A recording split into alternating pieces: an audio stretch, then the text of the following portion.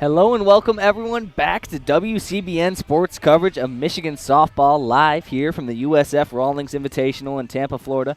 My name is Charlie Brigham alongside me, Kelin Flynn. And we should have a good one for you folks. Michigan Wolverines facing off against the Illinois State Redbirds. Yeah, really excited for this one. Wolverines had a solid showing against Kansas City in the last game. And then with Alex Storako on the mound. Things are got to be pretty excited if you're a Michigan fan. Yeah, expecting dominance on the mound out of Alex Storako. Coming into this season as a preseason All-American, won all sorts of preseason accolades. Last year finished 8th in all of NCAA softball and strikeouts. I mean, if you know Michigan softball, you know Alex Storako. Absolutely. I think it's pretty safe to say she's the best player on the team and is going to be one of the driving forces of their success this season. Obviously, her and Beaubien are a deadly 1-2 punch that not a lot of teams can contend with.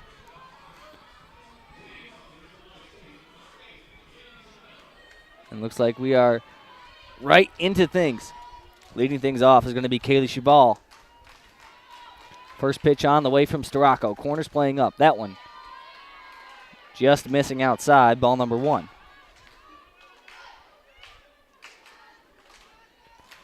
Storako stands calmly in the circle, checks the wristband, looks over towards the dugout. Now to the windup, the 1-0. That one swung on and missed. Nice pitch there from Storako, battling back. The defensive lineup, a little bit different than it was last game. For Michigan, left to right in the infield is Bump, McVeigh, Kirsten, and Essman. 1-1 from Storako, fouled off towards the Illinois dugout. In the outfield, starting in left field is Ellie Sealer, center field Lexi Blair, and over there in right field once again coming off an incredibly hot first game is Christina Burkhart.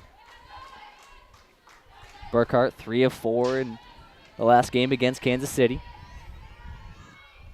1-2 pitch from Storako, catches the outside corner.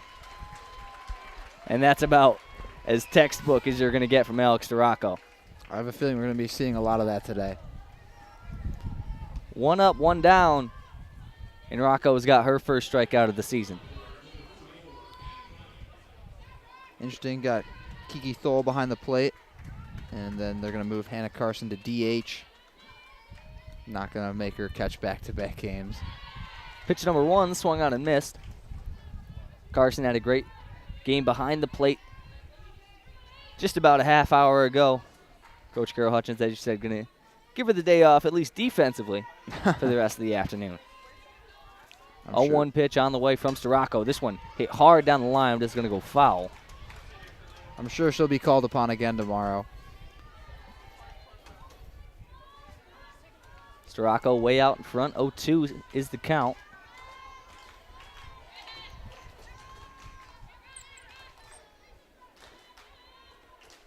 Settling in now, checks the wristband, looks over towards her dugout. Deep breath, now the delivery. 0-2 pitch, swung on and missed, and that's 2 up and 2 down for Alex Storako. Just blew it right past her. I mean, just dominance early, and that's exactly what we expected from one of the best pitchers in the nation. It's going to bring up Emmy Olsen, looking to get something going here. Olsen in that left-handed batter's box will start the game defensively at second base. First pitch, nice changeup at the knees, called strike 1.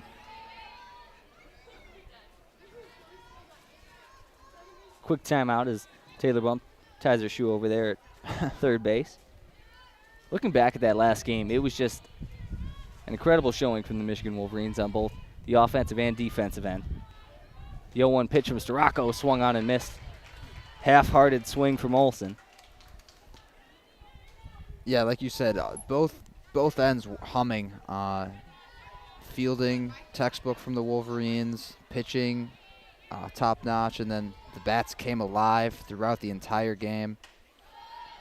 Throughout the entire lineup, it was humming. The 0-2 rise ball from Storako goes high and outside. Still well out in front. 1-2. 2 outs, nobody on. Storako looking for her 3rd consecutive strikeout of the inning. This one popped up, and it's going to stay in play. Kirsten covering a lot of ground, but Burkhart calls her off, and that's going to do it for the side. 3 up and 3 down, 2 strikeouts. And Michigan is going to go on the offensive. And Alex Storako just completely in control there. Never any question. Retires the first 2 herself, and then gets the easy pop-up for Burkhart. Well, you know, the time between our last broadcast and this one wasn't. I was waiting for when you were gonna bring this up. We had quite the eventful little excursion. Got to watch Aaron Judge takes a BP behind us at the USF baseball facility. Yeah, just walking around back here on the Donaldson deck, both the softball complex and the baseball field all connected. And I take a peek over and see a very large, athletic built man taking some hacks and just hitting the ball about 500 feet. And I go, that guy looks a lot like Aaron Judge. And Charlie goes, I think that's Aaron Judge. But that was definitely a treat. I mean, I've never seen anything like that before. Yeah, just so effortless. I mean, he was hitting the ball 400 feet, and it didn't look like he was breaking a sweat. The way they have the field set up here is there's the end of the outfield, and then there's a little bit of space, about 50 feet or so, and then there's a road. And Aaron Judge was hitting these balls out onto the road behind the outfield wall. And they had people standing at the edge warning people that were walking or riding their bikes by to look out for baseballs landing on the road because he was hitting it that far.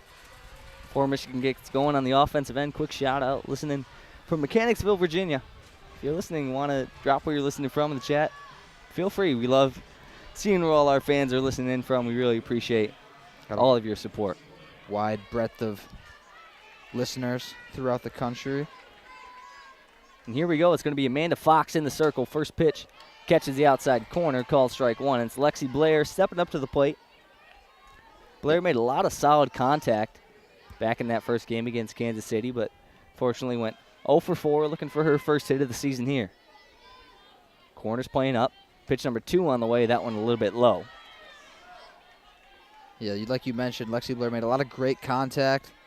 Just couldn't quite find the holes in the Kansas City defense. And should look to get a couple to drop here in this second game. Fox taking her time, now delivers that one again, missing in the outside. Count goes 2-1. Home plate umpire for this one will be Stacy Newton. Over there at first base, Carlos Guzman and Liz Hammerschmidt over there at third. The 2-1. This one hit hard up the middle, covering a lot of ground to get over to it is the second baseman Olsen rather. And Blair goes 0 for 5 now. Again, solid contact. Maybe not quite as solid as the previous game, but still just putting the ball in play. Can't quite find a hole. Up now steps Christina Burkhart, looking to continue her impressive performance so far this morning. Last game, 3 for 4. Started off with a stand-up double to kind of open things up and get the ball rolling for Michigan back in game number 1. Yeah, talk about production and finding the holes. That's what she did all day. Takes a big hack at pitch number 1, comes up empty, settles back in now. The 0-1, foul back.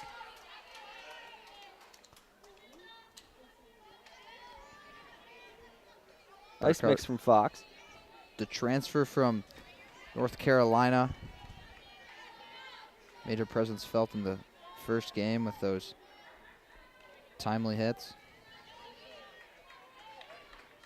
Bump looking on from the on-deck circle. The 0-2 high and outside.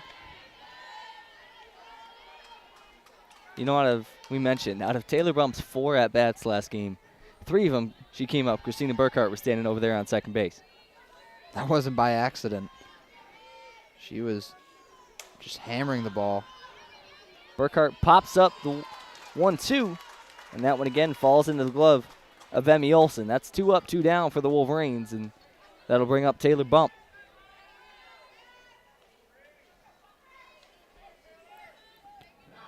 Bump with that big home run to open up the scoring for the Wolverines in the last game. We mentioned that last year she kind of found her stride, ended up leading the team in home runs.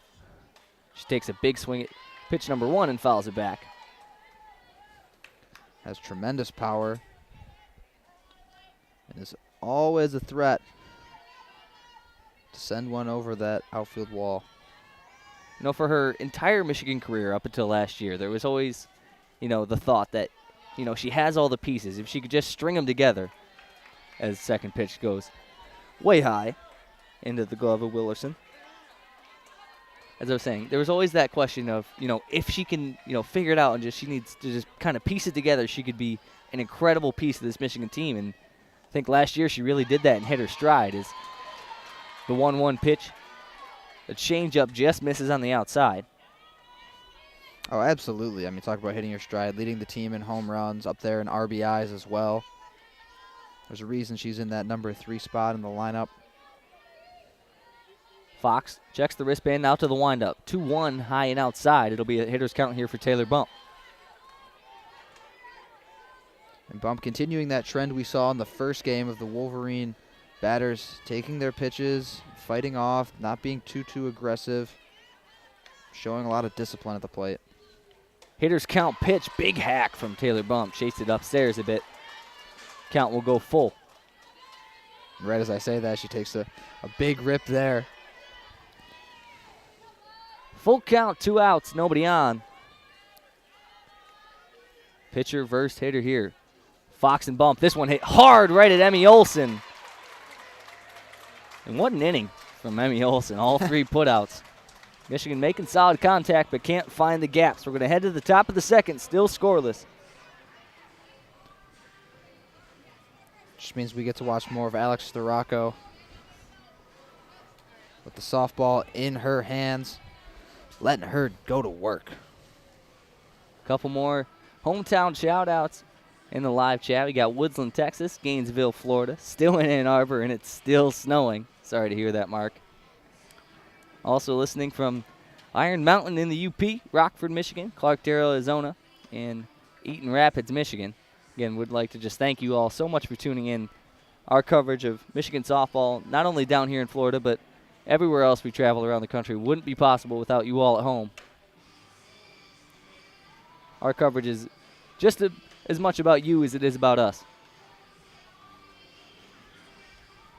The throwdown comes from Kiki Thole. Looks like we're set to go in the top of the second. Flashback to the first, Alex Storako strikes out the first 2, gets the third to pop up in what was, a pretty impressive first showing. Yeah, and I'd imagine we're going to see a lot more of that from Alex Storako today and even tomorrow throughout this tournament. It's just what she does. First up, it's going to be Jefferson. First pitch outside, ball number 1. Jefferson starting this game in the DH spot. Had an impressive first game yesterday against USF. Her average currently sits at .667 as she watches pitch number 2 go by, a called strike at the knees.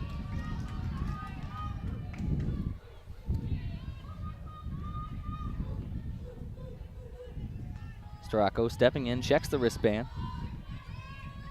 Now the deep breath. The 1-1 delivery on the way. Corners playing up. Swung on and missed. Jefferson, a .219 hitter last year. Sitting in that 3 spot now. Jefferson lines up the bat on the 1-2. Chases the rise ball, and Storako sits down another. And she didn't have a ton of playing time last season, only 32 at-bats, but earned that increased role here over the offseason, and Alex Storako says, I don't care. Moffitt's going to step to the plate now. Hitting .333 in the year. The senior right fielder looking to get something going here for the Redbirds. Takes a big swing on the first pitch rise ball, but comes up empty.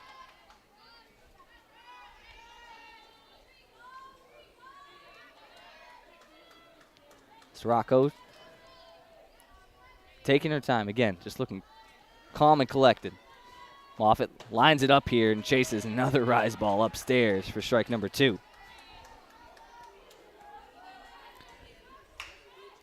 These Illinois State hitters thus far have looked almost hopeless as Alex Storako continues to just dice them up. The 0-2 pitch on the way. Gets her to swing and miss again. That's now 5 batters up for Alex Storako, and 4 of them struck out. It's just dominance is what it is. That's really the only word you can use to describe it. Just pure, utter dominance in the circle there. That'll bring up the catcher, Bella Wilkerson. Wilkerson, the freshman, looks to get something going against the imposing force of Alex Storako out there in the circle. First pitch, it's fouled back into the net.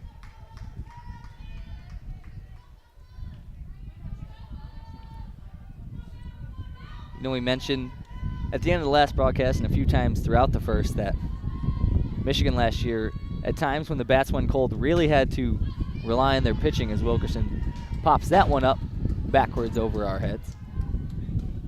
At times when the bats went cold, they really had to rely on the pitching. And, you know, looking back at that first inning, Amanda Fox having a great game so far. It might just be, you know, a pitcher's duel. We mentioned that the one we're excited for is the matchup between either Storako or Bobian tomorrow against Georgina Korick. As Storako sits her down looking changeup on the outside half. 6 up and 6 down for Alex Storako and 5 strikeouts. This game has been moving real quick. Not a lot of long at bats. Not a lot of balls in play. Both of these pitchers just mowing through early, making quick work of the batters on both teams. Head to the bottom of the second inning. Give a quick few more shout-outs from the past few that dropped in. Long Island, New York, Ann Arbor, Michigan, Portland, Maine. In Hutch we trust. Someone asked, did you know that Alex and Amanda played on the same travel team for a couple seasons? I did know that, and you are correct. The Midland Magic.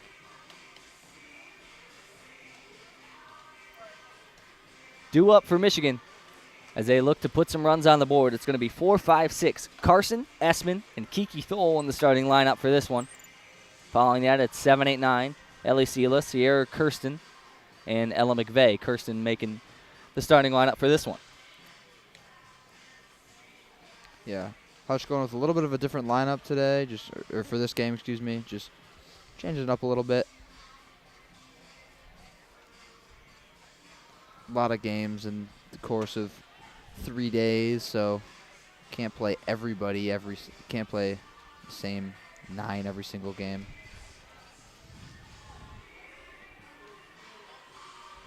Carson 1 for 3 back in game number 1. But made a lot of solid contact. Looking to keep that going in game number 2.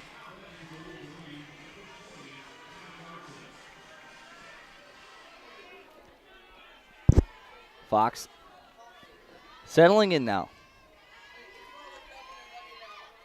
Carson knocks a bit of the dirt with her bat at her feet. Swings on pitch number 1. Dribbles it softly towards shortstop. It'll be a close play. Nice scoop over there at first base. Bilak left the throw a bit short, but Knight, they mentioned nice stretch, nice scoop to retire the first one. So 1 pitch and 1 out for Amanda Fox. Yeah, like you mentioned, that was a really nice play by Knight to have just great extension, keep that foot on the bag, and able to reel that one in. Talk about hot bats in this Michigan lineup. Lauren Essman sits at the top, 3 for 4 last game with 2 doubles. She watches pitch number 1 go by up near her eyes. Run batted in as well.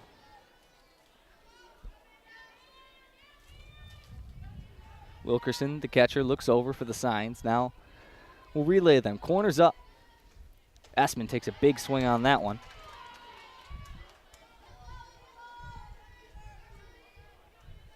It's warmed up a little bit here. The breeze has died down. I'm getting a little warm in the hoodie I was wearing this morning. Yeah, the hoodie was definitely a necessity earlier. 1-1 to Essman. Skips its way back to Wilkerson. Yeah, the hoodie was definitely the move this morning. It was a little chilly. I mean, it was. When I woke up and looked at my phone, it was like 48. I mean, still in Ann Arbor? Still much warmer than what it probably is in Ann Arbor today. I don't even want to check. Fox to the windup on 2-1. Nice cut there by Essman. Seeing pictures of my friends wearing their parkas and their winter hats.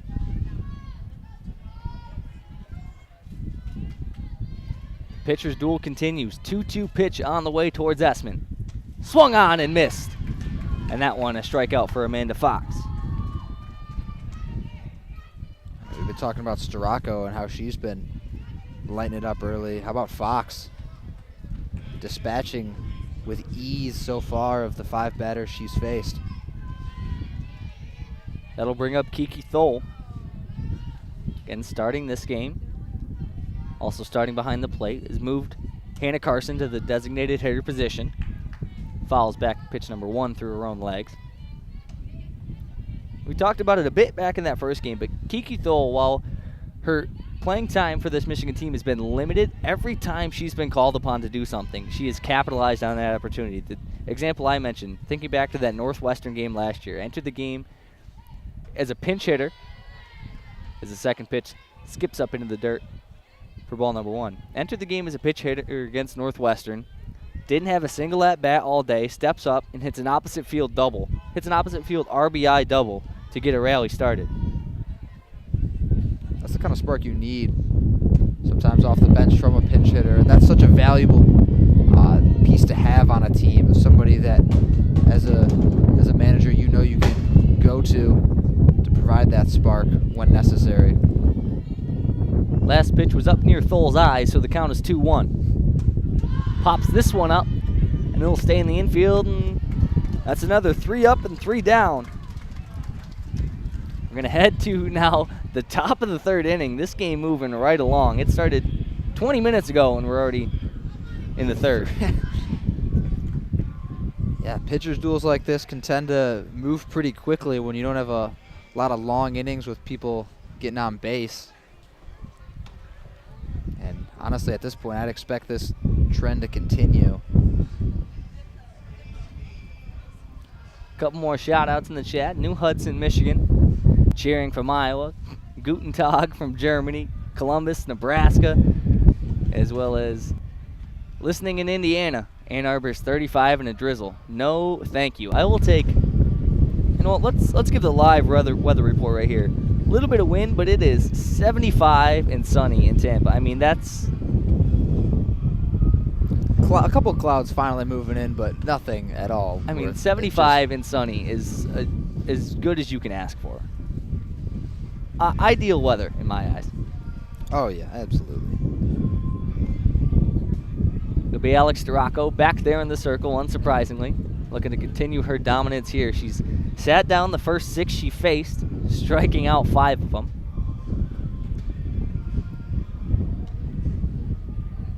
I know we mentioned this in the last broadcast, but this whole just facility here at USF is just beautiful.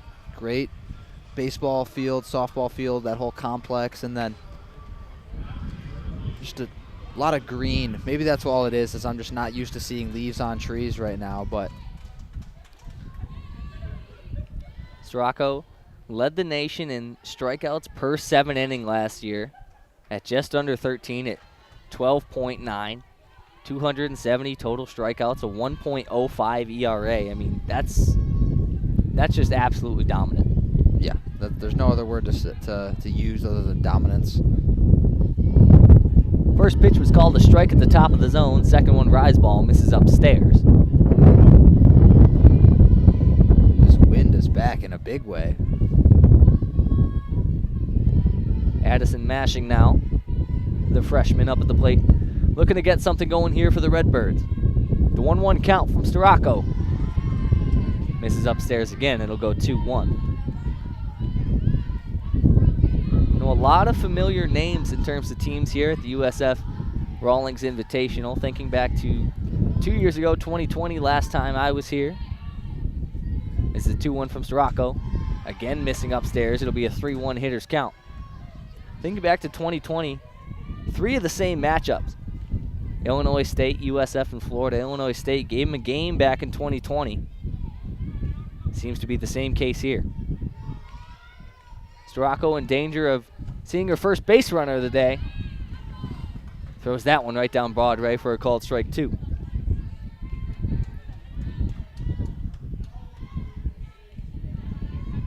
The sophomore, Bilac, in the on-deck circle. In the hole is Gardner. Full count, no outs. The pitch from Sirocco popped up right towards us and on top of the net.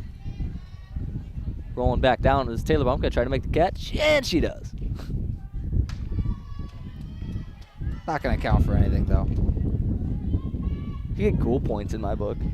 Oh, yeah, I'll give her that. That's an official WCBN stat. It's cool points. Cool points. If you manage to catch something off the bounce or something like that, I'll give you a couple cool points.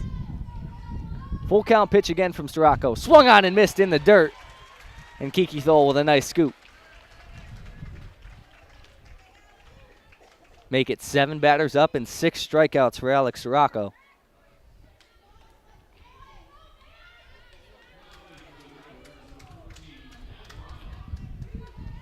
Bylock stepping up to the plate now. Again, just looking to get something going here. It's 8-9 top for Alex Sirocco. Bylack, Gardner, then back up to Cheval at the top of the order. A little bit of action down there in the Michigan bullpen, but no reason to stop the train now as Sirocco blows that one by her. No, not at all. There's no reason to even think about pulling Alex Sirocco right now. It's the freshman Emerson Aiken down there in the bullpen, getting loose. Sun continues to shine here in Tampa. The 1-1 delivery, changeup. Ducking out of the way is Bylock.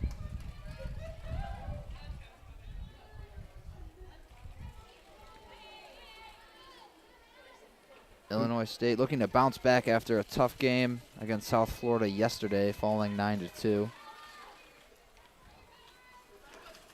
2-1 pitch, misses inside, so for the second straight at-bat, Sirocco's got a 3-1 count to deal with.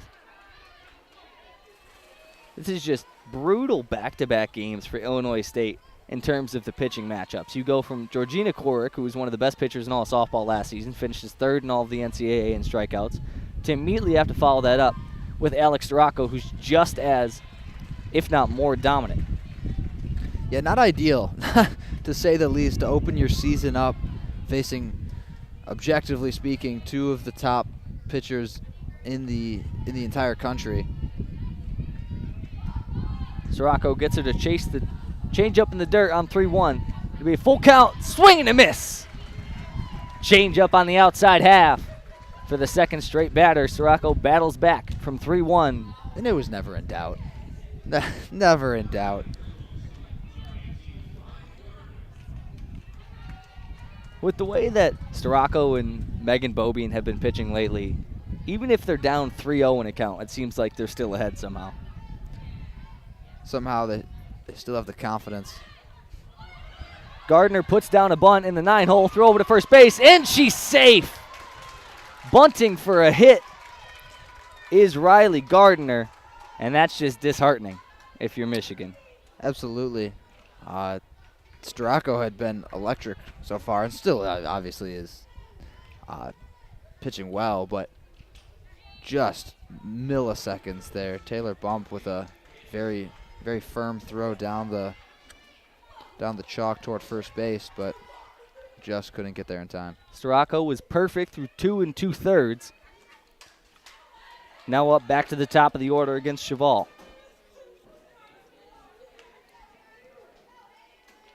I know it's only the second inning, but the way she had been going, to lose a quote-unquote perfect game, we'll put it in quotes because we're not even 3 innings into a bunt like that, that's got to sting a little bit. A little bit. Already 7 strikeouts. Yo 1 rise ball misses upstairs. We'll even it out. For Illinois State, though, that's a great sign to see. A little bit of life in the first base runner for either team in this one. Got to try to take advantage of this. It's not going to happen often. Here's the windup, fouled back. It'll be an advantage count for Storako again. You think they could bunt their way around the bases? I know you all can't see, but I just gave Kelin one of the most disapproving looks I've given in quite some time. 1-2 pitch on the way. 2 outs, 1 runner on. Change up right down Broadway, strike 3. Make it 8 strikeouts for Alex Storako. And we're going to head to the bottom of the 3rd inning. Still scoreless here. I'll take that as a no then. Yeah, I would say probably no. It's going to be 7, 8, 9. Sealer, Kirsten, and McVeigh before heading back to the top of the order to Lexi Blair.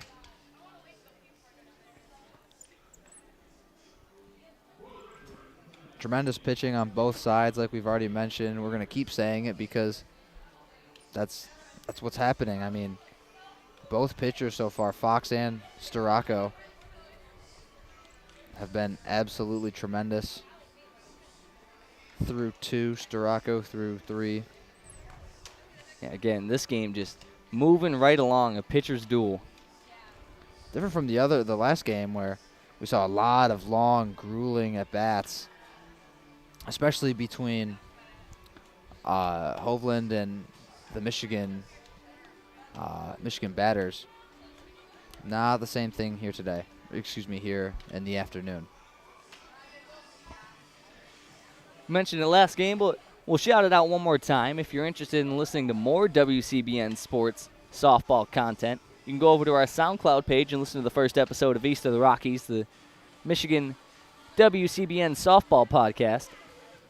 And upcoming, after this Tampa trip concludes, myself and Kelin will be live streaming episode 2 of East of the Rockies. So make sure to tune in, and we'll have our typical format. We'll recap the Florida-Tampa trip. We'll look forward into this season. We'll talk about our thoughts, and then we'll have a segment at the end where we just talk with you all in the live chat. You can ask us questions about our thoughts on the team, about the trip in general, or just anything of the sort. But we are set to go. What it was like watching Aaron Judge take BP. I can tell you right now, it was one of the coolest experiences I've ever had. First pitch to Sealer, misses outside, ball number 1.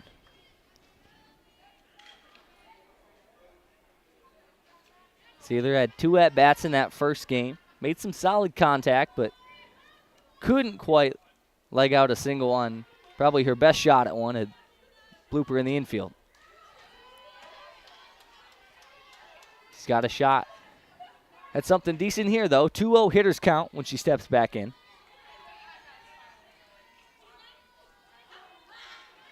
Fox taking her time. The corner's playing up. Middle of the infield playing even with the bags.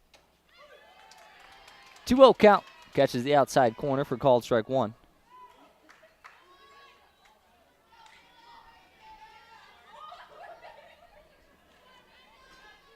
Over in the on-deck circle is Kirsten, as I mentioned. 7, 8, 9, and then back to the top of the order. Sealer pokes this one, and that one's going to drop down for a base hit. Just a great poke there by Sealer. Finds that little hole in between the left and center fielders and the shortstop. Just bloops that one right on in. And that one's got to feel good if you are Ellie Sealer. Your first hit as a Michigan Wolverine. Put that one back in the memory banks. 1 runner on, no outs. It's going to bring up Sierra Kirsten. Showed bunt late but pulled back. And Sealer definitely somebody with the speed to take second here, if given the call or the opportunity arises. Fox with the long windup now delivers to Kirsten. Puts down a nice bunt right in front of the plate. It's going to be a close play, and just getting her at first base. Fantastic play by the catcher Wilkerson to get around that ball and open up her hits to fire to first base. Absolutely. Advances the runner, but just not able to beat out the throw from the catcher. Like you mentioned, Charlie, tremendous defensive play. that will bring up McVeigh. Back in game number 1. Walked, stole the base, and scored. Now she's got work to do with the runner in scoring position. Swings on pitch number 1 and puts it foul down the third baseline. 1 out, 1 runner in scoring position, and the top of the order on deck in Lexi Blair.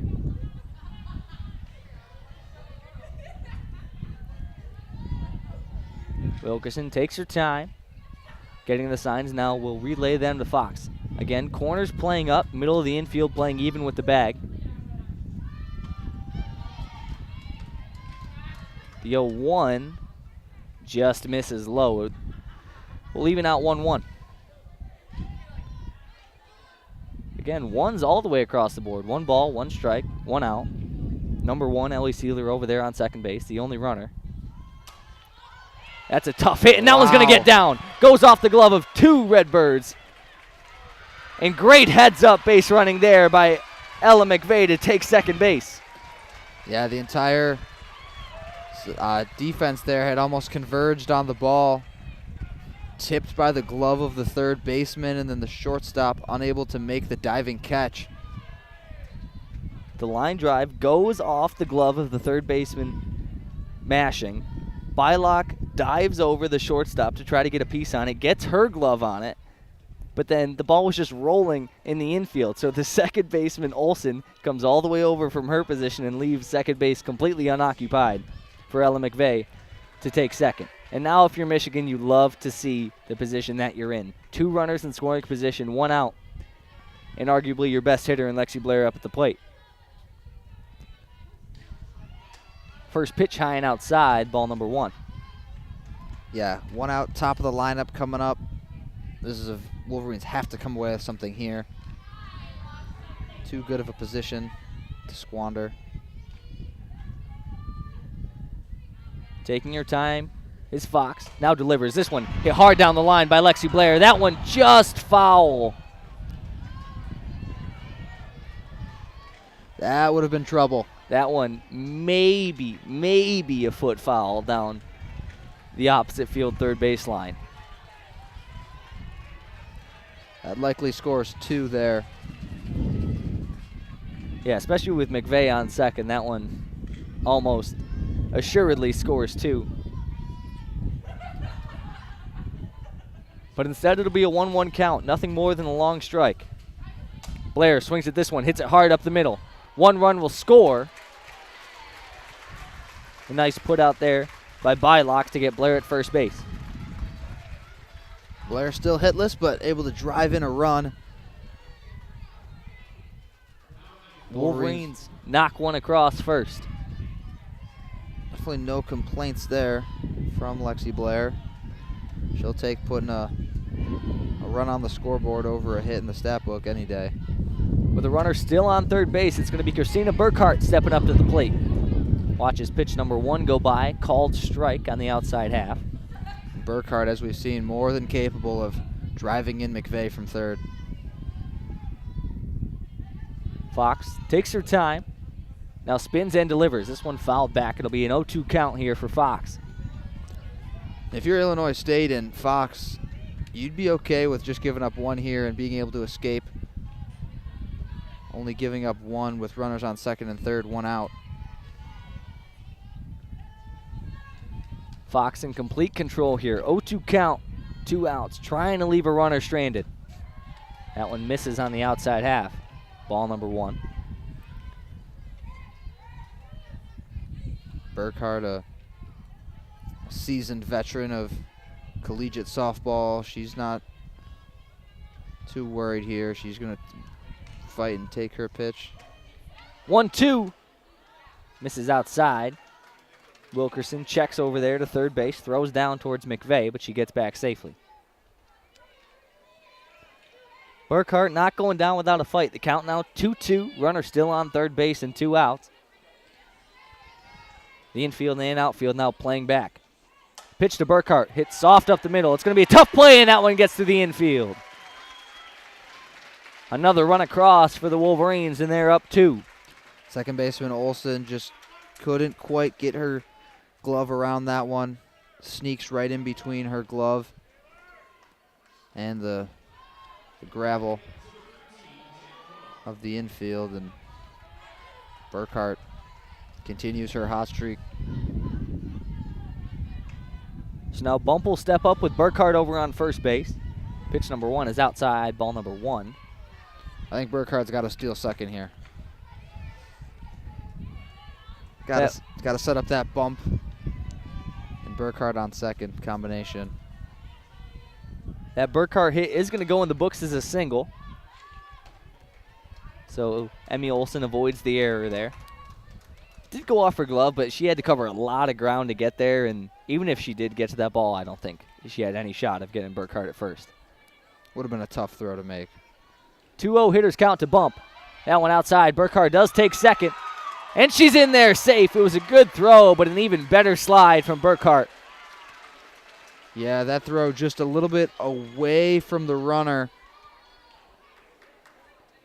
If that throw was toward the left side of or just toward the runner, maybe Bylock's able to get the tag off, but instead she had to bring it across her body. Burkhart didn't get a great jump there either. If you're Michigan, you got to love to see that. 3-0 pitch to Taylor Bump. As a called strike, so it'll be a 3-1 hitters count. With players like Allie Seiler and Sierra Kirsten and Ella McVeigh in your lineup, and a not so incredible arm behind the plate as Taylor Bump walks on 5 pitches. That's something you got to love to see. Yeah, a lot of opportunities for the Wolverines here, and Fox in a bit of a jam. We talked about how maybe she'd be lucky to she'd be okay with escaping, just giving up 1 run, but instead give up the hit to Burkhart. Now that drives in a run. Now you walk, a bump. Now you're sitting back again with 2 runners on, a runner in scoring position. And a very, very capable hitter in Hannah Carson at the plate. Carson last game, 1 for 4 with an RBI. Her one hit coming on a hard line drive down the first baseline, almost knocked off the glove of the first baseman.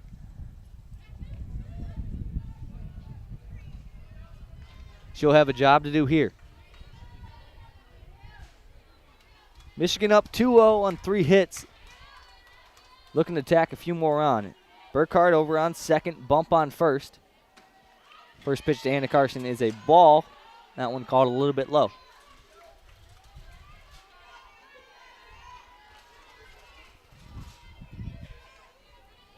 Lauren Essman over there on deck. That is not somebody you want to see up next. Big swing from Carson on the 1-0. Looks like the runners might have been going.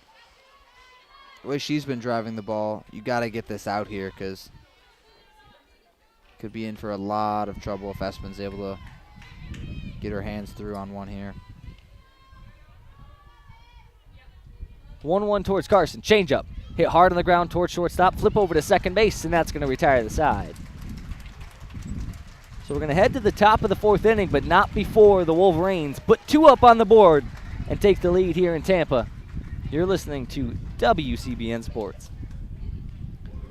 You know, Charlie, sometimes that's all Alex Duraco needs. Is 1 inning, put a couple runs on the board, and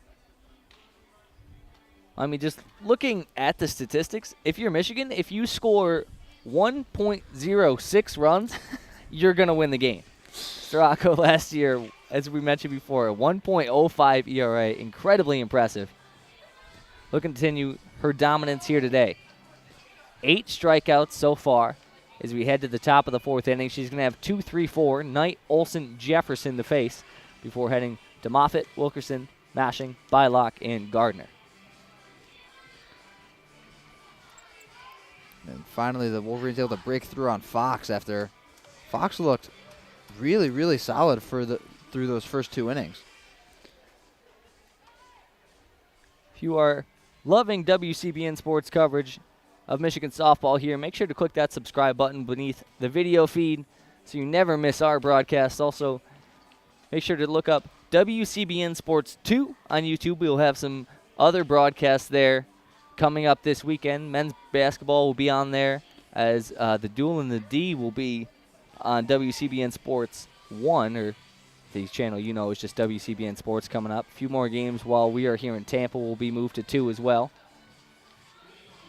Yeah, a couple men's hockey games this weekend. Men's basketball on Saturday against Ohio State, the Blue Out. Men's basketball team coming off a huge win against Purdue at home. Sure, Chrysler will be rocking again. Stracco's first pitch of the inning, a changeup, is called a strike in the outside half. In addition to that, Monday through Thursday at 6 p.m., you can listen to the Daily Sports Report, WCBN Sports Talk Show on 88.3 WCBN FM Ann Arbor, or on WCBN.org. You can listen on the audio player. While I'm sitting here doing my shameless self-plugs, Alex Storako is up 0-2 in this count. The DSRs have been a lot of fun. Those are great to tune into if you're not really doing anything at 6 o'clock on Monday through Thursday. On 0-2, Storako gets her to chase the rise ball, but she manages to put a piece on it, so we'll do that one again.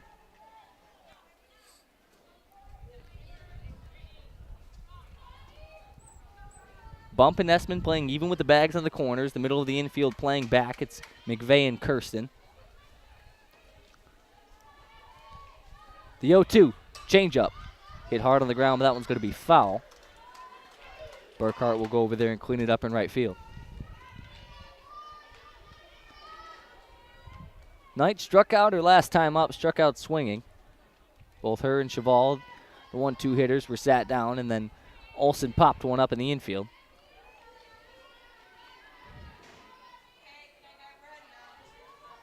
The 0-2 pitch.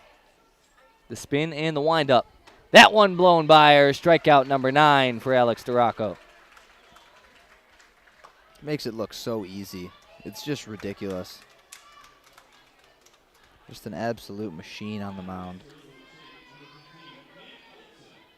I mean, it's almost not even fair.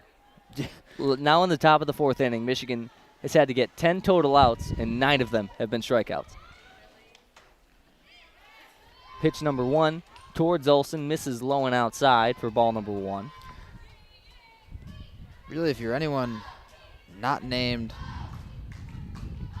Alex Storako, what are you doing? Or Kiki Thole, I guess. You're pretty comfortable during these innings, or these halves of innings. The outfield especially. Storako gets her to chase on the 1-0. Count evens out at 11. The infield getting a little bit of work, I guess, from all the throw-arounds happening. Yeah, keeping them occupied. 1-1 pitch, just missing at the knees. Nice frame by Kiki Thole, but Stacy Newton not fooled back there.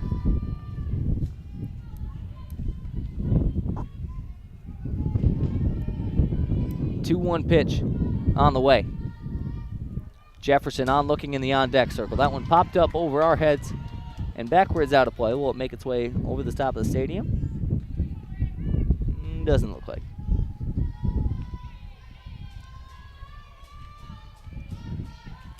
Few clouds have come out, but no shadows. They're just kind of off in the distance. 2-2 pitch. Swung out, popped up. This one might stay in. Thole has a chance at it and has to press up against the fence. Honestly, the wind blowing that net out more kind of eliminated any chance she might have been able to there, but the net kind of blew out at the last second and knocked the ball. Yeah, it's an awkward little area to maneuver back there. The fence itself isn't hard.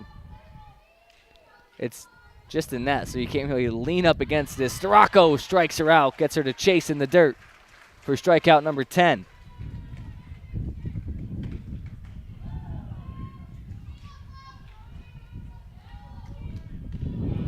So now 11 batters up and 10 struck out by Alex Storako.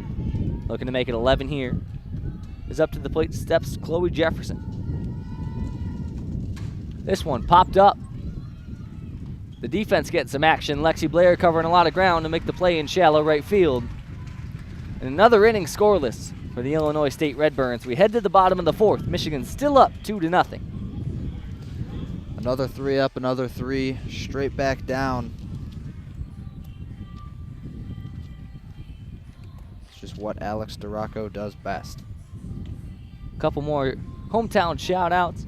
Houston, Texas, Newark, Delaware, and Farmington, Michigan. WCBN's own Nabil Beg would be very proud of our kind of continuous hometown hero segment. It'll be Amanda Fox to take the circle again. She kept the Wolverines scoreless in the first 2. They were able to tack on 2 in the bottom of the third. She's got Essman, Thole, and Seiler to deal with first.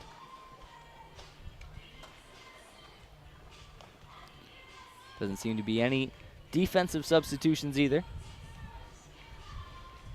Just tuning in, would like to thank you for tuning into WCBN Sports coverage of Michigan softball live here from the USF Rawlings Invitational.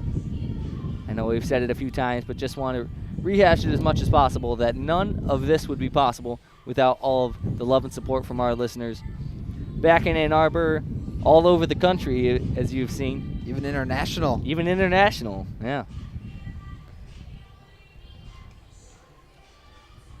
Yeah, I got listeners from Germany. Had one from Kauai in the last game. One from Canada. They're all around. I mean, what's not to love about WCBN Sports? And more so in this case, what's not to love about Michigan softball, especially the way they've been playing as of late? Michigan network, very extensive, runs all across the world. Essman swings on pitch number 1 and pops it up foul towards our left-hand side over in the Illinois State bullpen.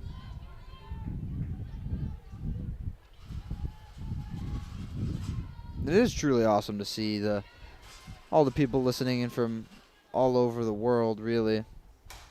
Essman swings on pitch number 2, soft line drive over into the glove of Olsen. So the difference here in terms of the offensive production between the two teams, obviously Michigan was able to put up 2 runs on 3 hits in the bottom of the third. But before that, when both teams were scoreless through 2 innings, it was really that Michigan was putting the ball in play, and we saw what happened last inning when Michigan did that, just putting pressure on the defense. But Michigan's been putting the ball in play, and well, Alex DeRocco has really been doing it all herself on the defensive end on the other side. Yeah, she's kind of saying to everyone, all right, listen, if you guys can all just hit the ball, you don't even need to hit it that much. Yeah, you won't need to do anything on defense. I'll take care of the rest. 1-0 count to Kiki Thole, check swing, and they're going to say she went around. It was a good call there. Wilkerson almost forgot to appeal. Started throwing it back to Amanda Fox before she realized that they hadn't called it a strike, so made sure to check down to first base over to Carlos Guzman. That one low and in the dirt to make the count 2-1.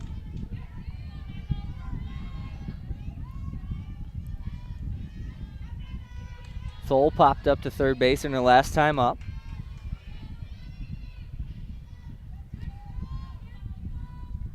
Pitch on the way from Fox. This one hit on the ground towards third.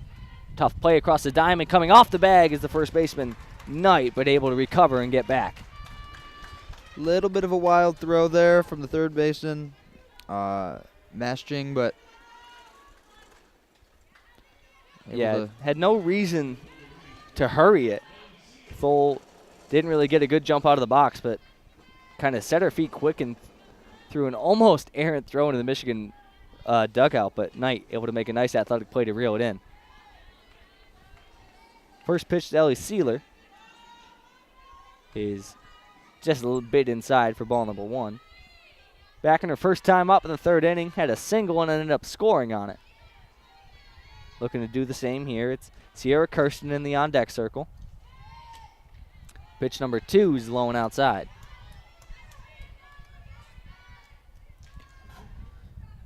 Sealer having a really solid start to the tournament so far. Love the impact she's had on this team early. 2-0 pitch will make it a 3-0 count. Sealer most likely will just take here. And really all the freshmen for the Wolverines have impressed so far, especially in that first game. 3-0 pitch right down Broadway for a called strike one. So Sealer free to swing away now.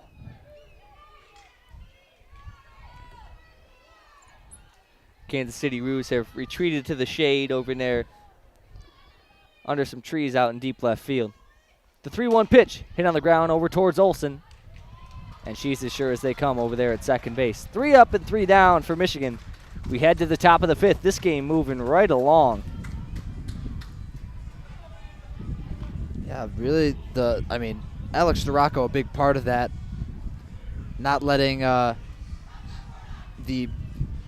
top half of innings take too long. But Fox, outside of the bottom of the 3rd, has really been lights out as well. Game number 1 this morning between Michigan and the Kansas City Roos took just under 2.5 hours. This game, we are 50 minutes in and we're already in the 5th inning. It's 5, 6, 7 due up. Moffitt, Wilkerson, and Mashing, followed by Bylock and Gardner to round it out before heading back to the top of the order. If you're just tuning in and have missed the impressive display so far from Alex Storako, through 4 innings, she's got 10 strikeouts. I'd say that's pretty good. That's all right. Yeah, I mean, it's all right. It's okay. It's all right. Yeah. A couple more shout-outs from hometowns and places we're listening from. We got Kapalua, Maui, and also here in Saline, Michigan, 35 degrees and snow. It's switched over to rain. You know, Kelin, I want your thoughts on this. I seriously can't think of too much weather that's just more just disheartening. Just feels gross than when it's cold. There's snow on the ground and it's just cold and rainy. That's a lot of like early March weather, I feel like. But I completely agree. Maui though, I've been there once before. Absolutely beautiful place. Just gorgeous. Really, really jealous of anyone who's down in Maui right now tuning in. As the WCBN weather segment wraps up, Storako now evens out the count at 1-1.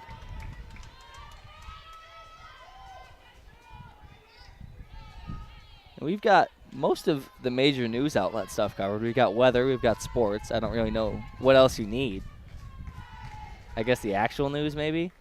1-1 pitch from Storako, misses low and inside. Nice scoop there by Kiki Thole.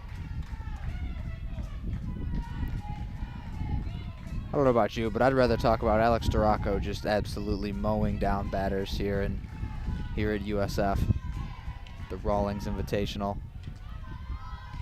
The 2-1 pitch from Storako, changeup, and way out in front of it is Moffitt. I mean, it seemed like that ball left her hand and she was already starting to swing. Yeah, she was just completely lost on that one. Storako is in her bag right now. Lining up the bat is Moffitt, the 2-2 delivery. Changeup again, got her swinging and in the dirt. Moffitt's not even going to try to run to first base as she walks back to the Illinois State dugout. And any energy that was in that Illinois State dugout about 30 seconds ago is just completely gone. That was just 2 brutal pitches from Alex Storako. I mean, Moffitt was just completely lost. The freshman Wilkerson will step to the plate now.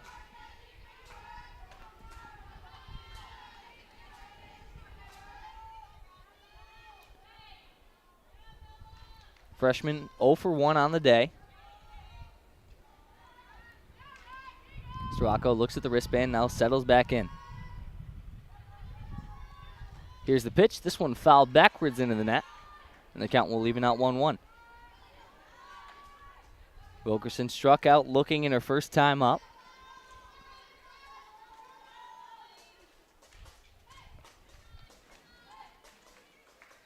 Couple deep breaths from Storako, now settling back in. Smashing the third baseman in the on-deck circle. Swung on and missed on the rise ball, and the count now 1-2.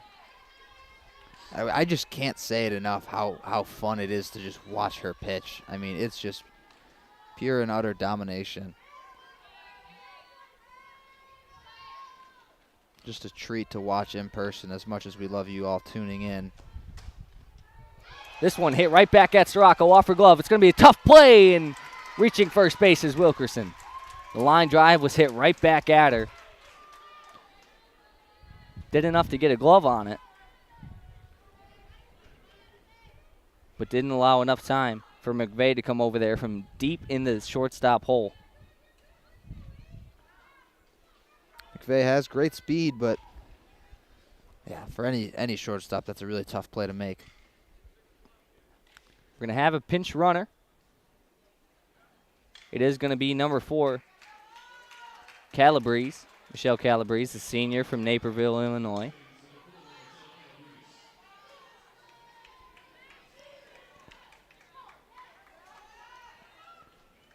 Obviously with a pinch runner now.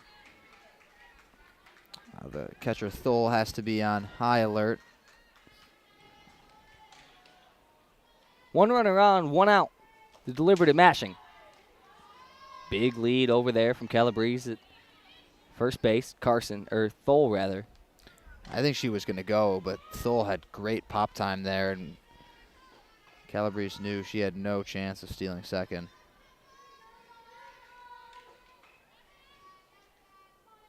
The 1-0 pitch. Just below the knees. Count will go 2-0.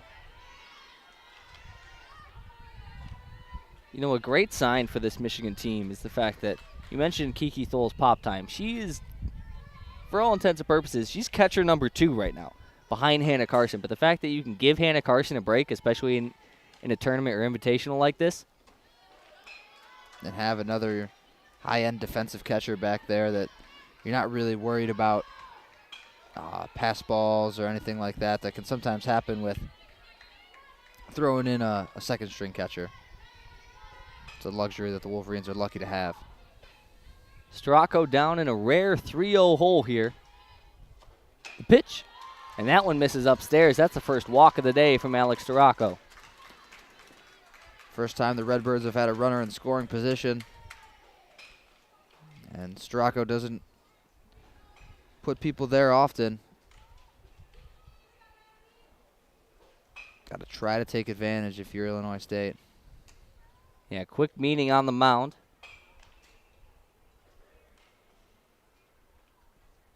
No, there's not really much you need to talk to Storako here about. Fundamentally, it's mostly just, take a deep breath, calm down, and then pretty much, if I had to imagine what the conversation is between Alex Storako and Kiki Thole right now, is something along the lines of, they can't hit your stuff. Just, you do you. Just anomalies happen. I'd say the last 4 innings as a body of work just kind of demonstrate that Illinois State's having a tough time. As the meeting wraps up, that's going to bring up Maddie Bylock. 2 runners on, 1 in scoring position is Calabrese. The twist, the delivery, and that one right down Broadway, called strike 1. Correction, looks like that one might have missed a little bit low for ball number 1.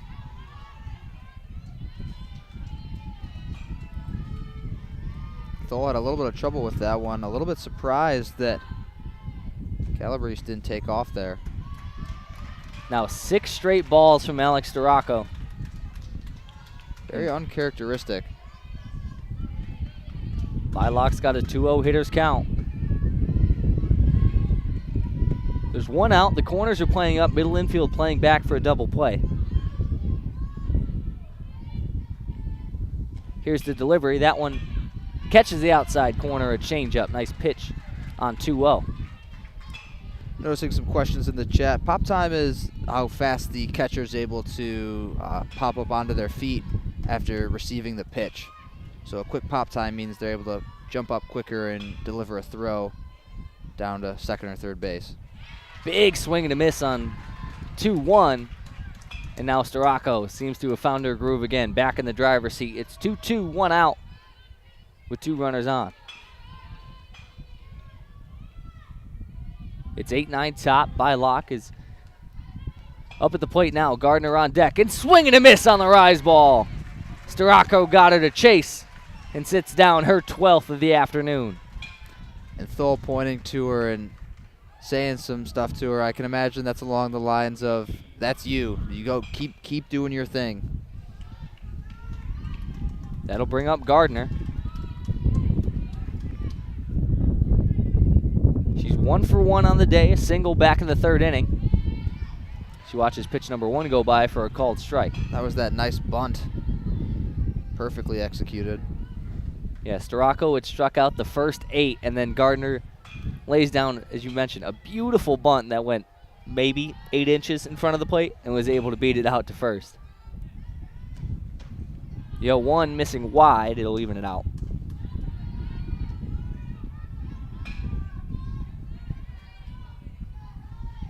That bunt was Gardner's first hit of the year. So her stats right now are looking pretty incredible. 1,000 batting average with 2 outs. Statistically, great to see as she watches the 1-1 go by, another called strike in the outside half. Well, I think if Alex Storako has anything to say about that, that might get knocked down here. Trying to get out of a jam here is Alex Storako. It's a 1-2 count. 2 runners on and 1 in scoring position. To delivery with 2 outs. Change up, and that one's going to get down. The runner rounding third.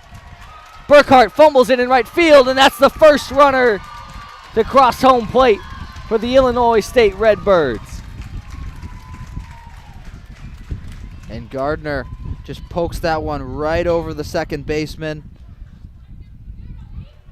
Great hit. Puts the Redbirds in position here. Still a runner on third. Illinois State now with their 3rd hit of the day.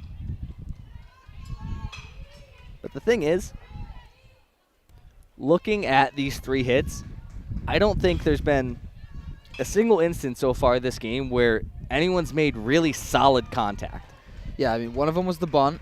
The other one was the one hit right back at Storako that she just couldn't haul in. Yeah, that one really the only one where anybody's connected cleanly at all. And then that one right there, just a bloop single that barely gets over Kirsten's head. And then Burkhart has to make a do-or-die play. Runners on the corners. 2 outs and up to the plate. Steps LaFount. LaFount coming in to pinch hit for Cheval. Cheval 0 for 2 on the day, had 2 strikeouts looking against Storako. If you're trying to put together a little bit of a rally here, maybe don't want to go back to that. And Cheval, one of the better hitters on the team last year, hit .336. So a little bit surprising to see her get pulled. Storako starts off this at-bat with a ball on the outside. Now goes right back at her with the rise ball for a called strike. It's 1-1. The twist, now the delivery. That one, another called strike. So very similar to that situation we just saw with Gardner. 2 strikes, 2 outs. Storako just trying to get herself out of this jam. A deep breath. The 1-2. Swung on and missed. 13 strikeouts for Alex Storako. And we're going to head to the bottom of the 5th, but not before the Illinois State Redbirds finally put one across. It took them 4 innings, or 5 innings rather, but they finally get one. And that's just great by Alex Storako to get out of that jam. I mean, runners on the corners, give up a couple hits. Maybe some pitchers get shaken there. Got to regroup and calm, cool, collected, able to escape without letting up any more damage.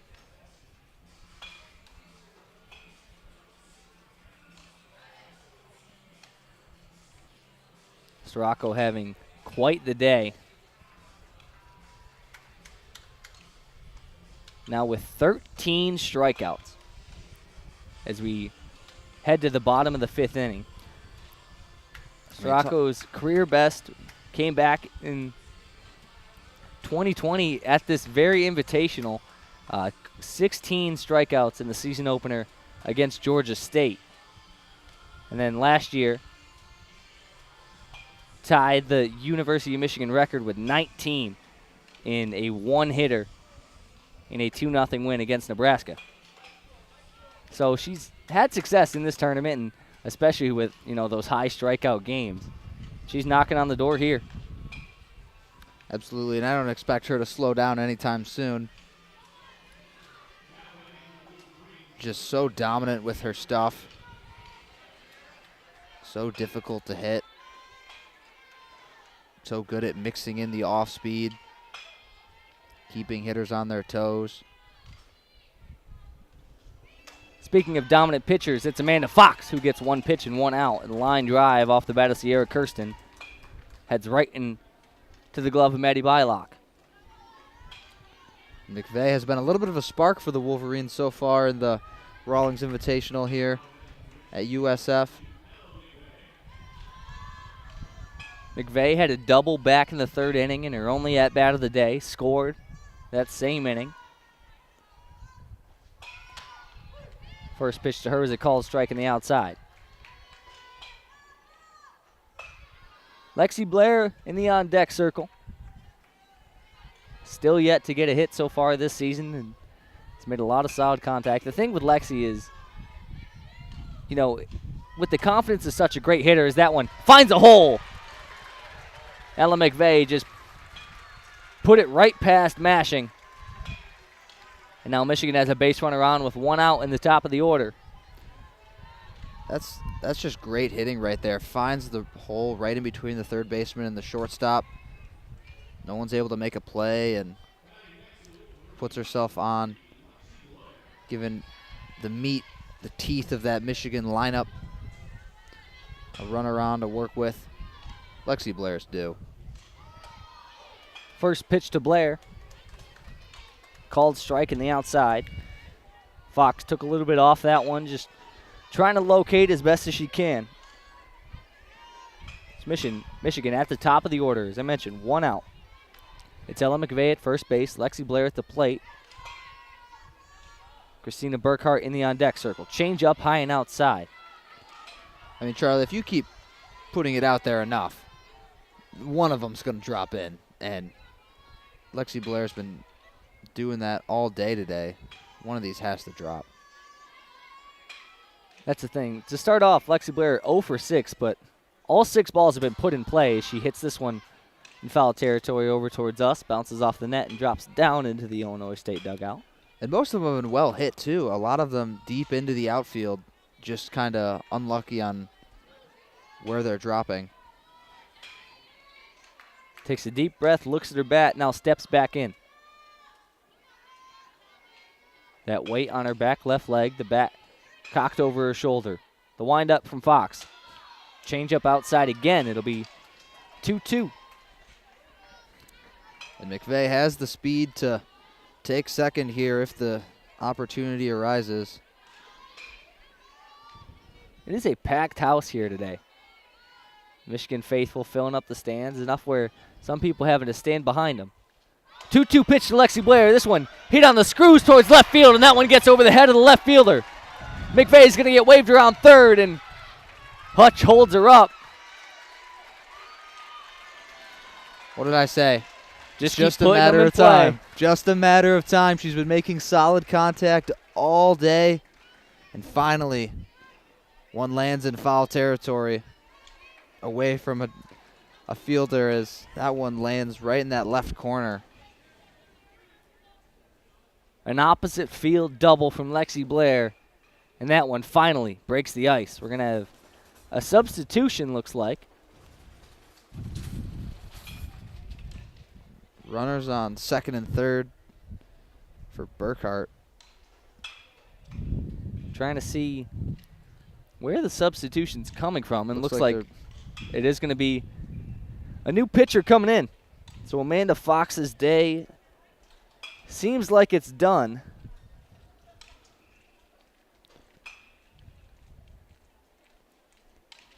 If this is it for Fox, she's through 4 1/3, has given up 5 hits and 2 runs.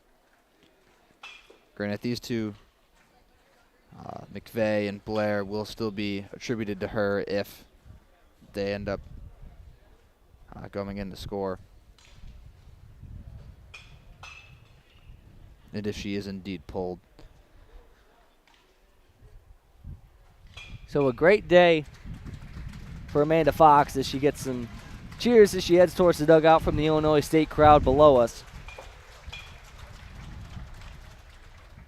You know, as I said, it's kind of an impressive day. Held Michigan scoreless in 3 of the 4. A red-hot lineup coming into this one. Only gives up 5 hits, given 2 of them were doubles, but all in all, not a bad outing. Illinois State elects to go with the junior from Scottsdale, Arizona, the right-hander, Hannah Ross. And Ross is going to have to come in, and she's going to have her work cut out for her. Runners on second and third, and Burkhart at the plate with Taylor Bump on deck. Not an easy task. Hannah Ross has some definite velocity she's showing off here in warm-ups, as you mentioned, Kelin. Fox's day isn't quite done. Both runners on base, McVeigh on third and Blair on second, are both attributed to her. So her earned runs for the day of 2 could go up to as much as 4. And with the way Storacco's been pitching, 2 more here has to make you feel very confident if you're the Wolverines. Looks like we are set to go, so Hannah Ross will take the circle. There's 1 out, runners on second and third. It's Blair and McVeigh, and up to the plate, Christina Burkhart. Back in that first game, 3 for 4 with a double and an RBI. Looking for a couple more here. Infield playing up. Middle infield even with the bags. Corners well in front. First pitch on the way to Burkhart. Misses inside.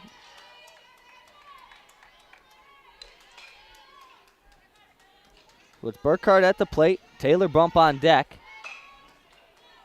Barring a double play, we will see them both. Burkhart's not somebody you want to see if you're Illinois State. She's been red hot this tournament. Pitch number 2 to Burkhart, misses high and inside, so she'll have a hitter's count when she steps back in. 3 for 4 in the first game, 1 for 2 so far today. Ross has to start with 2-3-4. Burkhart, Bump, then Carson. The windup on 2-0. That one again, a rise ball, misses high. It'll be 3-0 now. If you're Christina Burkhart, you know this one's coming right down the plate. This one has to just hurt you to have to lay off of. 3-0 pitch from Hannah Ross. That one right down the pipe for a called strike 1, so Burkhart free to swing away. 3-1, hitter's count. It's 1 out, runners on second and third. Speed on both bags. That one dribbled down the first baseline. It's going to be an easy play over at first, and the runner will score. Nice job there by Christina Burkhart, just stopping and making the first baseman Knight come to her to make the play. Yeah, that's high IQ play, and then also kind of standing there, making it a little bit of a difficult throw to home plate. Not that McVeigh was going to have any issues scoring anyways.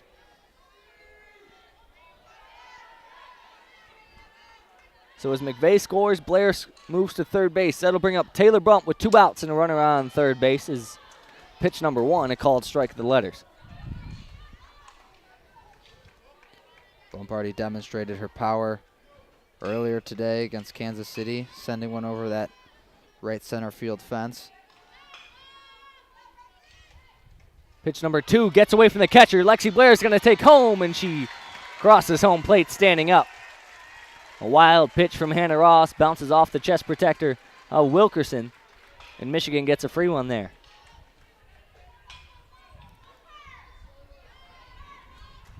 Wolverines take advantage of the error there.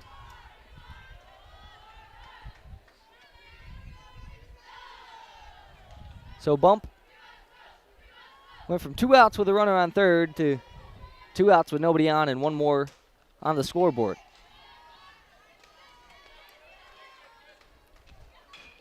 Second pitch her way is another ball.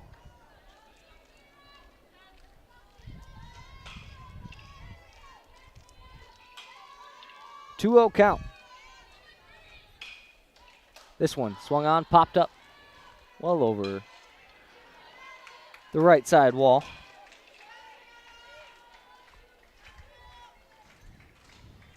Bumping her 2 times up today, lined out to the second baseman her first time up.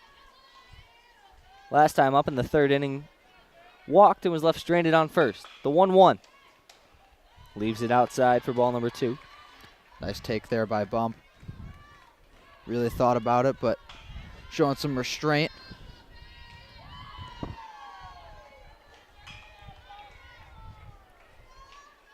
Carson taking some hacks over there. Audrey LeClaire sitting outside of the dugout on a bucket. And for the second straight time up, Taylor Bump's going to just walk on down to first base for free. And Ross has struggled a little bit since coming into this game. Walked a batter, wild pitch, lets up a run. Stats obviously a little bit inflated this early in the season. Ross with a 13.5 ERA. This one hit on the ground hard towards second base. It's going to be a tough play for Olsen. But she's still a brick wall over there at second base. Makes the play. We're going to head to top 6. But Michigan puts 2 more across. One on the RBI dribbler from Burkhart. And Lexi Blair then scores on a pass ball. Alex Storako coming back out to work. You know, if Storako strikes out the side in the 6th and the 7th, she ties her record of 19 strikeouts. I mean, as much as that's somewhat a joke, it's very much so a real possibility with the way she's been pitching. I mean, yeah, it's definitely in the cards.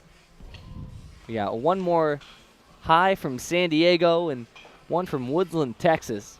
My trees and shrubs have quarter-inch buds coming out. Spring is here. I don't want to believe that spring is here until I get back to Ann Arbor and I see that my parking lot isn't still full of snow. But yeah, I want to see some leaves on the trees before I believe any of that.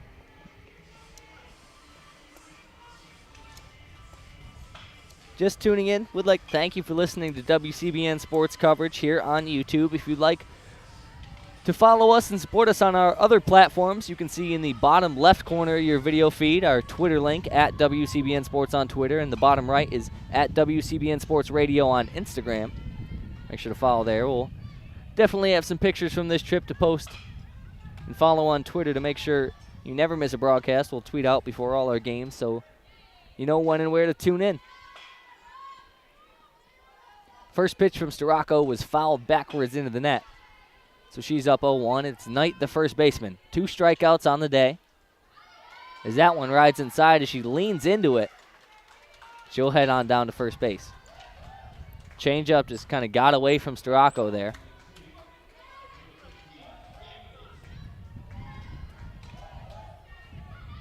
That'll bring up the second baseman, Emmy Olsen. One runner on, no outs. Illinois State could have the starts of something here. Storako quickly calls time and walks back to the back of the circle to reset. Storako so calm under pressure. Corners playing up. Pitch number 1, a called strike at the letters. McVeigh and Kirsten playing back for the double play.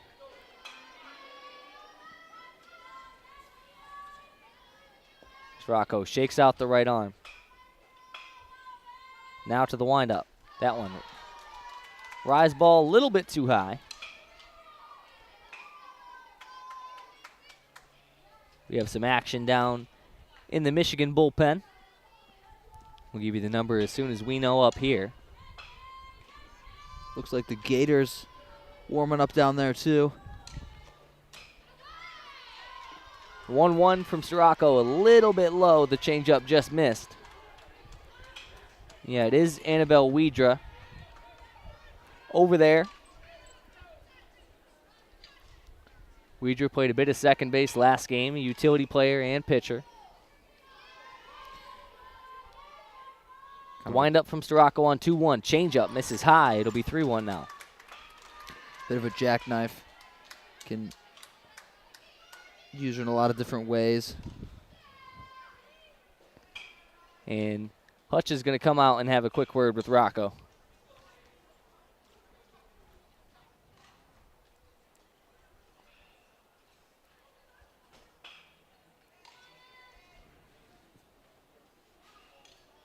Infield will have a quick discussion amongst themselves. Well, Hutch talks to Sirocco and Kiki Thole. Have an update on the Ann Arbor weather. It was, quote, warm yesterday, about 45. It's not bad. That's really not. At least the snow melts a little bit. Then it just all freezes up again. Yeah, very true. And just turns into ice.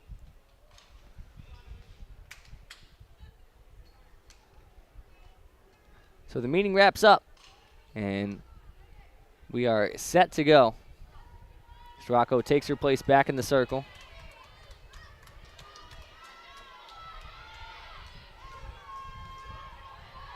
Shakes out the right arm. The Illinois State dugout beneath us is getting loud, and Sirocco misses on 3-1 and walks another batter.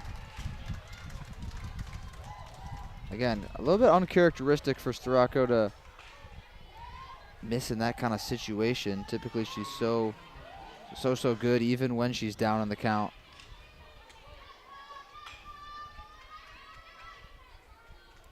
Illinois State in a great position to do some damage. The tying run is at the plate. First pitch to Jefferson, and changeup called strike in the outside. 0 for 2 today is Jefferson. Strikeout. Swinging in the second inning, flew out to right field her last time up in the fourth.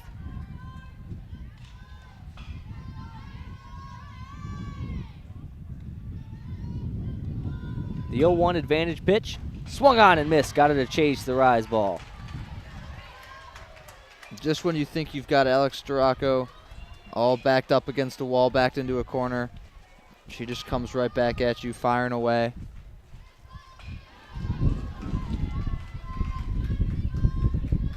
The 0-2, right down the middle, not even bothering to mess around with off speed. And Sirocco sits down another one. Make it 13 strikeouts. Correction, make it 14 strikeouts.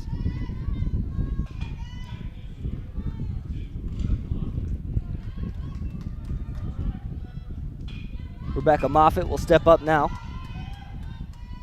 She's got 2 strikeouts of her own in the afternoon. First pitch swung on and missed.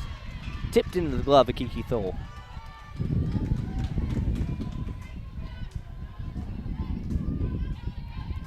Really, right now, if I'm Alex Sirocco, the only person in this lineup who's currently scaring me is Wilkerson and Gardner. Wilkerson in the on-deck circle. Gardner sitting in that 9 hole at 2 for 2. Yeah, Gardner's, oddly enough, kind of had her number, but just I feel like a lot of these hits haven't really been super strong hits. You're worried about Sirocco. It's a lot of kind of fluky stuff that is more so just annoying. The 0-2 rise ball from Sirocco goes upstairs. Yeah, 3 hits for Illinois State in the day. Wilkerson, the only one with any solid contact. She was the one who hit it right back off the glove of Sirocco. The 1-2 popped up, foul. Almost hits a fan sitting over there by the recycling bin. Came real close there. Looks like it might have. She's holding her shoulder. I think it did, actually. Hope she's okay. Sirocco's 1-2 pitch, another rise ball. Can't get it to chase. It'll be 2-2.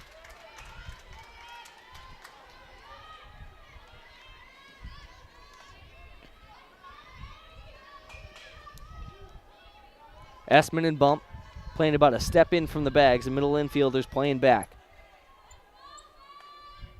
2-2 pitch. Swung on, popped up again, foul. This time, everybody on their toes on that right side. Same area. Gets up and over the guard net.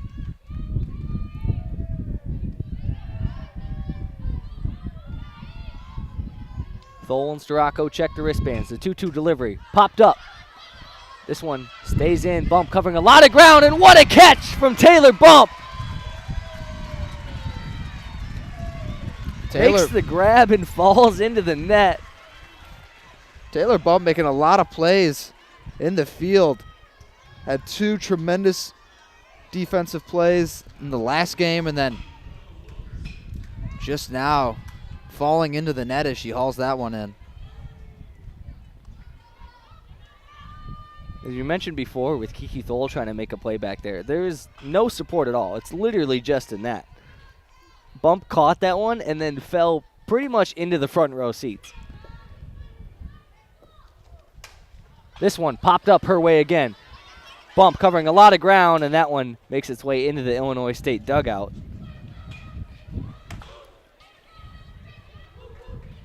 Bump had about 3 more feet of space, might have been able to got there, decided to let that one drop and play for the strike instead of diving face first into a bunch of cement in the basement of the Illinois State dugout. I'd say that's a good call. Probably made the right call.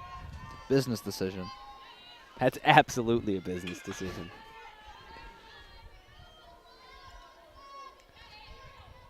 Oh, 1 count. 2 outs, 2 runners on, and that's another pop-up foul. Storako way out in front, 0-2. This is the first time Storako's really been battling today. The game right after this one we won't cover, but it's USF facing off against Kansas City. 0-2 pitch from Storako.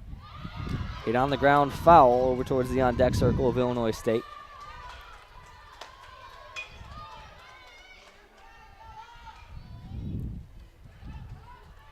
Wilkerson really making Alex Storako work for this out.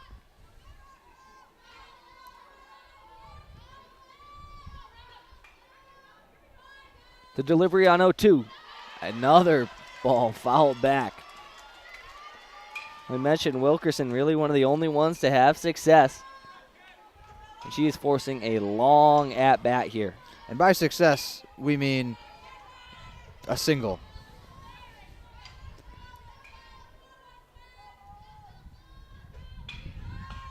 The 0-2 again popped up. This one has potential to stay in. Kiki Thole covering ground and making the play. Nice work by the catcher. If you're Illinois State.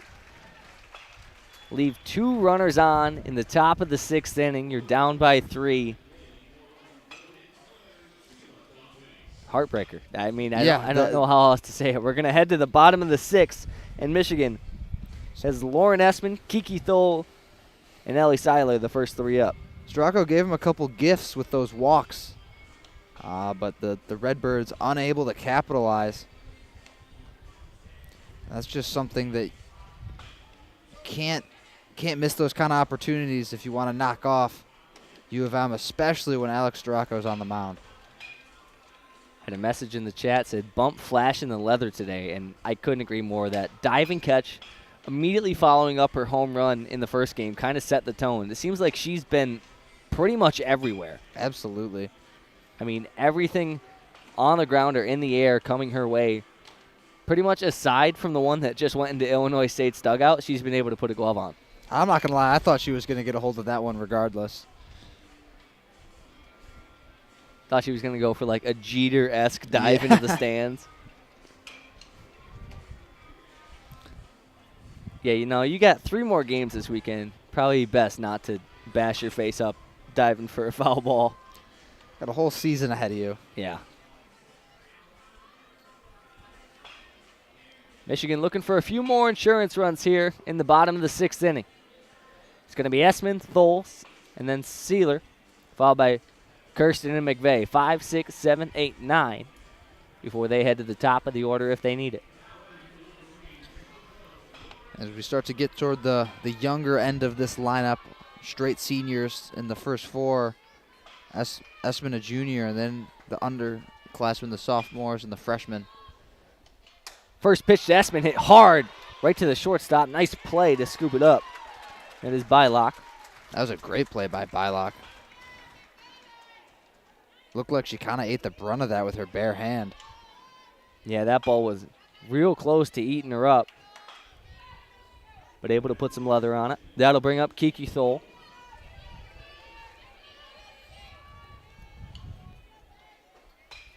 Thole 1 for 2 last game, 0 for 2 today, or 0 for 2 in this one. First pitch low in the dirt. Nice block back there by Wilkerson. Not the first time Ross has been a little off target. Fortunate no runners on base to take advantage. Taking her time, now goes to the windup. This one hit hard right back at her. Bounces up and into her glove, and she'll throw across. So 3 pitches and 2 outs. Pretty efficient outing so far this inning from Hannah Ross. I'd say so.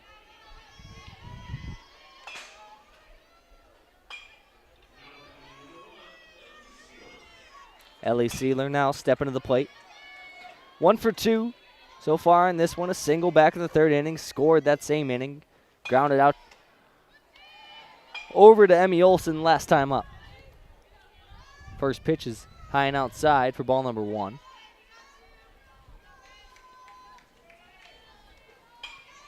Kirsten in the on-deck circle. Might not get a chance to hit in this one. Sealer dribbles this one down to first base. And right into the glove of the first baseman, Knight. So 5 pitches, 3 outs, and we're headed to the top of the 7th. That was quick. Yeah, that was real quick. I think you said it. That was efficient.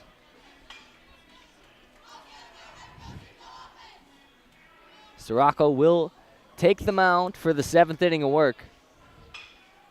And if you're Michigan, all you need is 3. You need three outs, and then you get to shake hands and go home. Well, I don't know about go home, but call it a day. Still a lot of softball left tomorrow. Just tuning in, would like to thank you for listening to WCBN Sports coverage of Michigan softball live here from the USF Rawlings Invitational. We've said it a bunch of times, but our coverage of this game and really all games would not be possible or worth it at all without the support of all you at home listening. So we'd just like to thank you from the very bottoms of our hearts. If you're interested in more WCBN Sports content, if you look in the bottom left and bottom right of your video feed, you can see at WCBN Sports on Twitter and at WCBN Sports Radio on Instagram. We're also on SoundCloud, where you can listen to our podcasts like East of the Rockies, the Michigan Student Softball podcast here, or In the Slot, WCBN's new Michigan Hockey podcast. And if you like our radio coverage, make sure to tune in at 6 p.m. Monday through Thursday on 88.3 WCBN FM Ann Arbor for the Daily Sports Report, or tune in on WCBN.org to listen to our radio show via the media player. Yeah, again, big thanks to everyone tuning in. Would not be possible without the viewers. And we are ready to go in the top of the 7th inning. First pitch from Sirocco, missed high. It is mashing. She threw a check swing at it, but they said she didn't go. She'll settle back in. This one low and in the dirt for ball number 2. Great block there by Thole, able to keep it in front of her.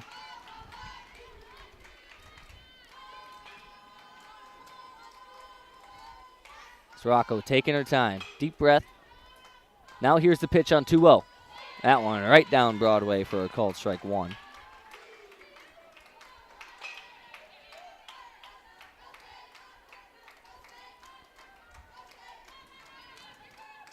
We do have a substitution in the on-deck circle. It's going to be Hicks to hit instead of Bylock. That one swung on and missed. It's now 2-2. Bylock 0 for 2 on the day, so Illinois State in desperation mode, decides to try and shake things up. 2-2 pitch from Alex Storako. Misses upstairs, will go full.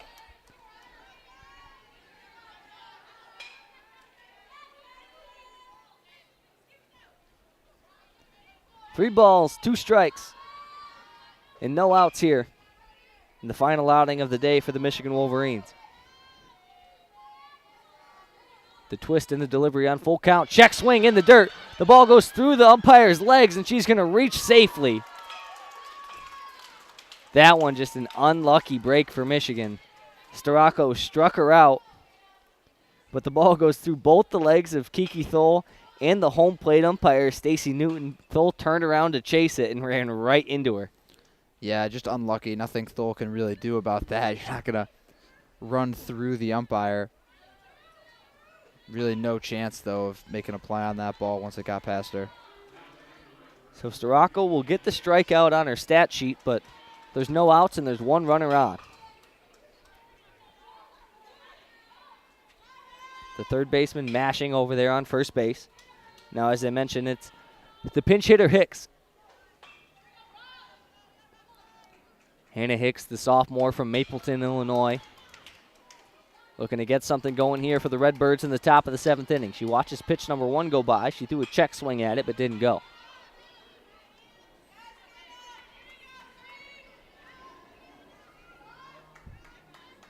One 0 count, 1 runner on. That one, about as good as they get, called for strike number 1. Storako dialing it in here in the home stretch. She doesn't want Wolverines bats to have to Redbirds dugout is on their feet beneath us. Great off-speed pitch on 1-1, and Hicks almost swung herself out of her shoes. Had Hicks all turned around there, way out ahead on that one. The count is 1-2. No outs and a runner on. Pitch from Storako, change up. Hicks threw a half swing at it, but just barely got a piece of it.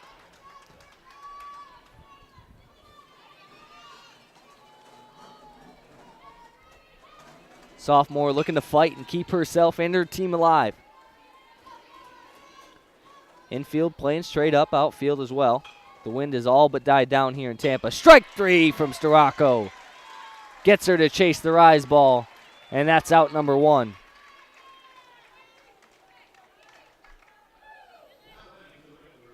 Great pitch there by Alex Storako, just continuing to mow down batters like it's nothing. Now here's a scary sight to see if you're Michigan. Up to the plate, steps Gardner. She's 2 for 2 on the day. A single in both the third and the first. That one in the third inning was that bunt that went about 6 inches, but enough to get her to first base and crack things open. RBI single back in the 5th. Would love one of those right now. Watches 2 straight pitches go by, and now she's in a deep hole. Yeah, Alex Storako has her right where she wants her. Gardner's last single, the RBI over the head of Sierra Kirsten, came with 2 strikes. The 0-2 gets her to chase and sits her down. 3 straight strikes from Alex Storako. And now the Redbirds are 1 out from their day being done. Talk about success against Storako. Not anymore. Just 3 straight pitches, 3 straight strikes. Sit down. We have another substitution. For Cheval, it's going to be Bryant.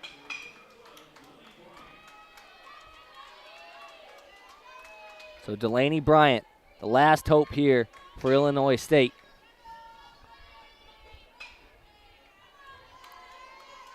The freshman looking to keep her team alive. She's got a fresh count and 1 runner on. First pitch, a big hack taken and fouled backwards into the net.